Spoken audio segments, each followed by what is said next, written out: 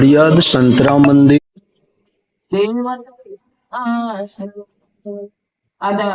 Mobile ના વ્યસન ઉપર બોલો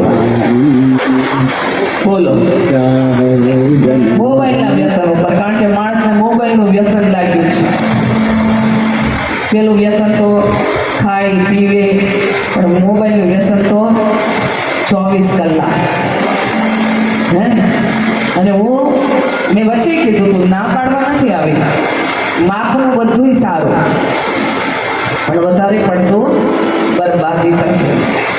અને બીજું, યુવા ધન આપણું ક્યાંય ખર્ચાઈ ના જાય, બરબાદ ના થઈ જાય, ખોટો માર્ગે ફસાઈ ના જાય. તમે જુઓ તો ખરા, ઘરે ઘરે જાઓ, ધ્રુસકે ને ધ્રુસકે રડે છે. અમે તો કેટલી જગ્યાએ જોયું છે, નજર સામે. મા બાપને જીવવા જેવું નથી રહેતું. વ્યસન એવો દીકરાને પકડી લે છે. યુવાન દીકરીઓ હજી બિચારી લગ્ન કરીને આવી હોય, વર્ષ 2 વર્ષ થાય તો એ દીકરી પણ ઘરમાં રહી શકતી નથી, કારણ કે વ્યસની માણસનો ભરોસો નહીં. ઘરે આવીને કયું તોફાન કરે ને ઘરે આવીને મારઝૂડ કરે, એ કયા મા બાપ સહન કરી શકે? માટે પ્રાર્થના કરું છું કે યુવા ધનને સારા કાર્યમાં અવશ્ય લઈ જજો. પરંતુ ગુરુદેવના દિવ્ય વિચારો બાળકો માટે બાળ વાર્તા. આજના બાળક હજી જન્મે ને ત્યાં મોબાઈલ પકડાવી દે, પછી ત્યાં મૂકતું નથી, ભણતું નથી. ટેવ કોણ પાડે?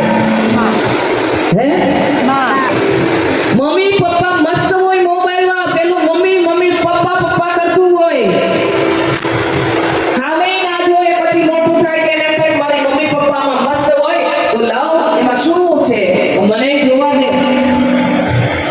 અને એ બાળક કોઈ દિવસ આગળ વધી શકે ખરો?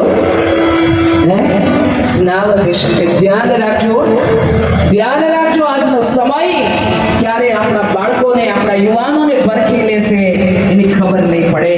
માટે સારા કાર્ય અંદર, ભગવાનના કાર્ય અંદર, પરંતુ ગુરુદેવના એ દિવ્ય વિચારો, બાળ નિર્માણની વાર્તાઓ લખી, યુવાનો માટે દિવ્ય સંદેશ લખ્યો.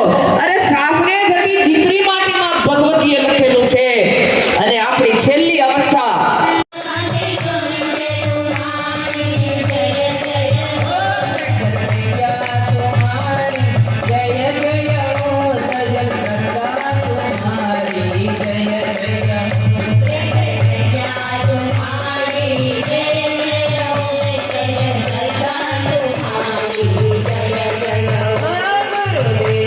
तुम्हारी जय जय हो सतराम